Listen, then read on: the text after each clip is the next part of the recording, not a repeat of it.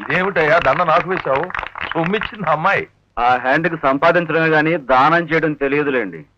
అత్త సొమ్ము అల్లుడు బాగానే దానం చేస్తాడు. ఉమాదేవి గారు మాట్లాడాలి. సోదర సోదరి మండలారా, స్త్రీని కష్టపడితే ప్రళయం, స్త్రీ ఇష్టపడితే ప్రణయం. స్త్రీ కంటే తన గొప్పవాణని మగవాడు అనుకుంటాడు, కానీ అది పొరపాటు. ఎందుకంటే ప్రతి ప్రాణి పుట్టుకకు స్త్రీ కారణం. అంతెందుకు, భారత మాత అంటారు తప్ప భారత పిత అనరు, భూదేవి అంటారు తప్ప భూదేవుడు అనరు. ఇంకా చెప్పాలంటే గంగా, యమున, సరస్వతి, గోదావరి, కావేరి నదుల పేర్లు కూడా స్త్రీల పేర్లే. అంచేత వాళ్ళు స్త్రీని గౌరవించడం నేర్చుకోవాలని చెప్తున్నాను.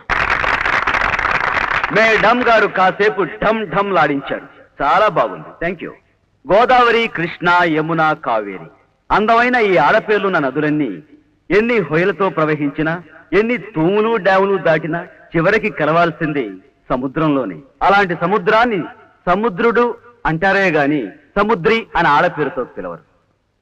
కనుక ఎప్పటికైనా ఆడది చేరుకోవాల్సింది మగవాడిలోనేనని గౌరవనీయులని మేడం గారు తెలుసుకుంటే మంచిది.